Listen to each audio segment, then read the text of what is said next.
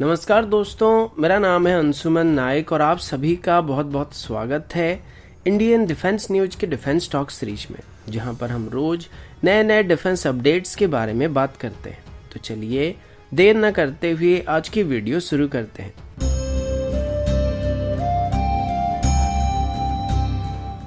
आज की पहली अपडेट इंडियन नेवी की तरफ से, और अभी ये इंडियन नेवी के लिए एक बहुत ही बड़ा अपडेट होने वाला है, क्योंकि आज इंडियन नेवी को ऑफिशियली पहली विशाखापट्टनम क्लास की डेस्ट्रॉयर को डिलीवर कर दिया गया है। आप में से ज़्यादातर लोग इसके बारे में जानते होंगे कि प्रोजेक्ट 15B क्लास के अंदर बनने वाले डेस्ट्रॉयर इंडियन नेवी के सबसे नए और सबसे एडवांस डेस्ट्रॉयर होने वाले हैं। इनकी स्टैंडर्ड डिस्प्लेसमेंट की बात करें तो ये लगभग 8000 टन के आसपास होने वाली है, और इसमें लगभग 32 बैरिकेड मिसाइल के साथ 16 एडिशनल वर्टिकल लॉन्च ट्यूब भी मौजूद होने वाले हैं, जिसमें हम ब्रह्मोस जैसे मिसाइल को कैरी कर सकते हैं। बाकी डिटेल में आज हम इस पर डिस्कशन नहीं करने वाले, लेकिन आप इसको इंडियन नेवी की अब तक के सबसे खतरनाक हेवीली आर्म्ड वॉरशिप्स कह सकते हैं। प्रोजेक्ट 15B के अंदर इसकी लीडशिप यानी कि एनएस विशाखापट्टनम को 12 अक्टूबर 2013 में बनाना शुरू किया गया था और 2015 में इसको लॉन्च किया गया था, और पिछले 1 या 2 सालों से इसकी सी ट्रायल वगैरह चल रही थी, और उम्मीद किया जा रहा था कि एनएस विक्रांत और एनएस विशाखापट्टनम को एक ही बार में नेवी में कमीशन किया जाएगा। लेकिन अभी एनएस विशाखापट्टनम को पहले नेवी में डिलीवर कर दिया गया है, और इसी क्लास की बाकी 4 शिप्स अभी बनाए जा रहे हैं, जिनमें से एनएस विशाखापट्टनम पहला वॉरशिप्स होने वाला है, और इसके बाद इसकी सिस्टर शिप्स के तौर पर एनएस मुर्मुगांव, एनएस इम्फाल और एनएस पोरबंदर को बनाया जाने वाला है, जिनकी कंस्ट्रक्शन अभी अलग अलग स्टेज में चल रही है। और उम्मीद किया जा रहा है कि एनएस मुर्मुगांव को भी सितंबर 2022 तक इंडियन नेवी को डिलीवर कर दिया जाएगा।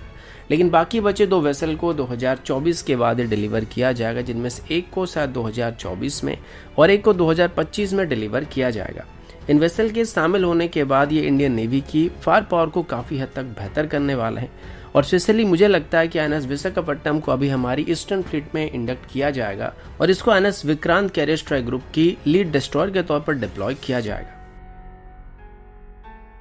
अगला अपडेट यूएस और चाइना को लेके है। आप सब जानते हैं कि चाइना की तरफ से अभी काफी जल्दी अपनी J-20 को पीपल लिबरेशन आर्मी एयरफोर्स में शामिल किया जा रहा है, और इसको अभी बेहतर बनाने की कोशिश भी किया जा रहा है। अब J-20 की डेवलपमेंटल हिस्ट्री काफी कंट्रोवर्शियल है, क्योंकि मैक्सिमम लोगों का मानना है कि चाइना ने F-35 की डाटा को कॉपी करके J-20 को बनाया था, लेकिन कुछ साल पहले यूएस में एक J-20 फाइटर जेट को देखा गया था, और लेटेस्ट सैटेलाइट इमेज के मुताबिक नॉर्थ कैरोलिना में यूएस मरीन कॉर्प की ऑक्सिलरी लैंडिंग ग्राउंड में J-20 को देखा गया।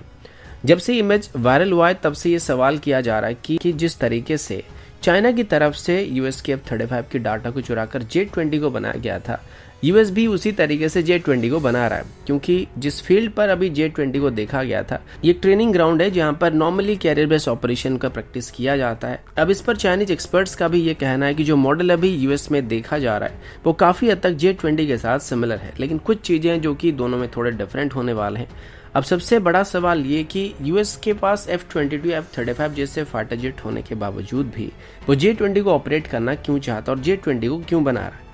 अब ऐसा पहली बार भी नहीं हुआ है जहां पर यूएस की तरफ से एक अलग ही फाइटर जेट को तैयार किया जाता है, जो कि यूएस ओरिजिन का फाइटर नहीं होता है। और पहले भी ये रूमर सामने आ चुका था कि यूएस की तरफ से अभी Su-57 का एक मॉडल को बनाया गया था, जिसको एरिया 51 के आसपास देखा गया था। और इससे पहले भी ये सुनने को मिल चुका था कि यूएस की तरफ से अभी Su-27 की एक मॉडल को लेकर इसको इस्तेमाल किया जा रहा है, और उसे तब डिसिमिलर एरियल कॉम्बैट एक्सरसाइज को करने के लिए इस्तेमाल किया जा रहा था। नॉर्मली जितने भी यूएस ओरिजिन फाइटर जेट होते हैं उनको अपनी वीवीआर एंगेजमेंट को ध्यान में रखकर डिजाइन किया गया होता है, और रशियन जेट की बात करें तो इनको अपनी मैन्युवरेबिलिटी को बेस करके स्पीड को ध्यान में रखकर डिजाइन किया गया होता है।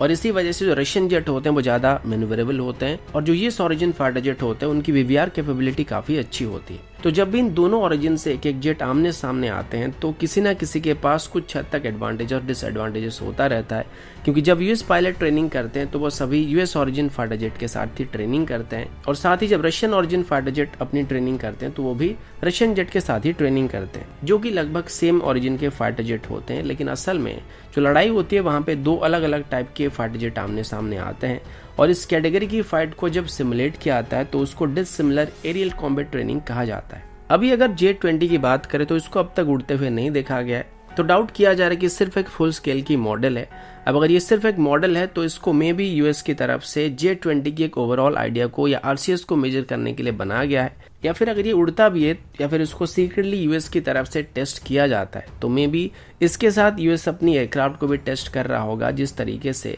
वो पहले रशियन जेट के साथ टेस्ट कर रहे थे। और यूएस अपनी एयरक्राफ्ट के साथ J20 के इस मॉडल को टेस्ट करके ये देख रहा होगा कि अगर इन दोनों में आमना सामना होता है तो यूएस पायलट्स को किस तरीके से इसको टैकल करना है या फिर किस तरीके से J20 के साथ एंगेज होना है।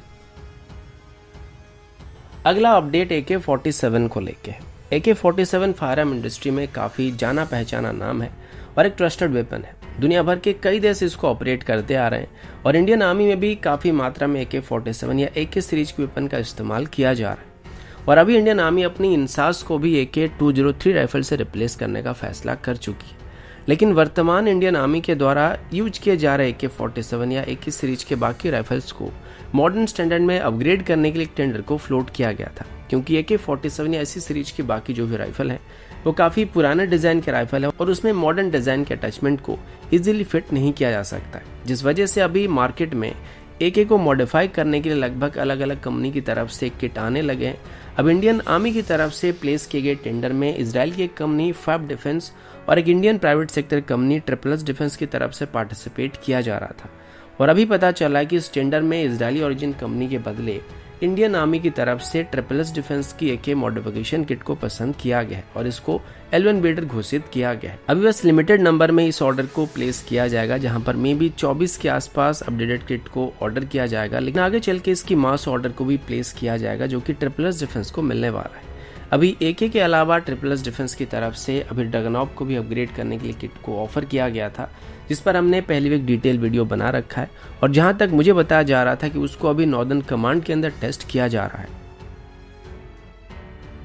अगला अपडेट इंडिया, पाकिस्तान और चाइना को लेके है। अब जैसे कि भारत के सामने अभी एक टू फ्रंट का सिचुएशन है, जहां पर एक तरफ चाइना है तो दूसरी तरफ पाकिस्तान है और आज नहीं तो कल हमको एक टू फ्रंट का सामना करना पड़ सकता है। इसी बीच पिछले कुछ महीनों से हमारा जो पूरा फोकस रहा है वो पाकिस्तान से हटकर चाइना पर शिफ्ट हो चुका है और अभी हम हमारी सभी एग्जिस्टिंग रिसोर्सेज को चाइना को काउंटर करने के लिए डिप्लॉय करने वाले हैं या फिर करने की कोशिश कर रहे हैं। पर अभी इंटेलिजेंस रिपोर्ट से पता चला है कि भारत के खिलाफ असल में अब एक बहुत ही बड़ी साजिश चल रही है और जिस तरीके से हम अपने रिसोर्सेज को चाइना के खिलाफ डिप्लॉय करने की कोशिश कर रहे हैं और इकट्ठा कर रहे हैं, ठीक वैसे ही चाइना की तरफ से और पाकिस्तान की तरफ से अभी एक साथ मिलकर अपनी सभी रिसोर्सेज को भारत के खिलाफ डिप्लॉय करने की कोशिश किया जा रहा है और वो एक दूसरे के साथ डाटा को शेयर कर रहे हैं। अब अगर ऐसा हुआ तो भारत को अपने रिसोर्सेज को चाइना और पाकिस्तान दोनों के खिलाफ डिवाइड करना पड़ेगा और ऐसा करने के लिए चाइना और पाकिस्तान अभी भारत को मजबूर करने की कोशिश कर रहे हैं।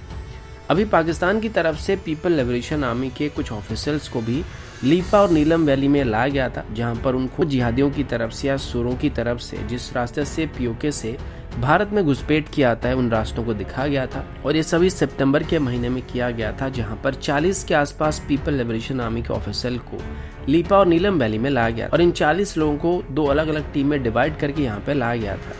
अब सुअरों के द्वारा भारत में घुसपैठ करने के लिए जिन रास्तों का इस्तेमाल किया जाता है उनके अलावा चाइनीज ट्रूप्स के द्वारा भारत और पाकिस्तान की बॉर्डर आउटपोस्ट और बंकर वगैरह भी स्टडी किया गया था और POK रीजन में पाकिस्तानी आर्मी के पास क्या क्या इंफ्रास्ट्रक्चर मौजूद है उन सभी को भी स्टडी किया गया था। अब ये सब बातें एक तरफ ही इशारा करती है कि चाइना की तरफ से भी POK रीजन में सभी इंफ्रास्ट्रक्चर डेवलपमेंट को शुरू करने की कोशिश किया जाने वाला है और पाकिस्तानी आर्मी की पोजीशन को बेहतर बनाने का प्लान किया जा रहा है ताकि किसी भी लड़ाई में पाकिस्तान भारत के मुकाबले वहां पे कमजोर ना पड़े। और जिस तरीके से चाइना तिब्बत में कर रहा है ठीक वैसे ही POK रीजन को भी वो करने की कोशिश कर रहा है, जिससे आगे चल के पाकिस्तान की डिफेंस काफ़ी ज़्यादा मजबूत हो जाएगी और इससे भारत को खास परेशानी का सामना करना पड़ेगा। तो दोस्तों अभी के लिए इतना ही, मिलता हूँ आपसे अगले वीडियो में, तब तक के लिए जय हिंद, वंदे मातरम।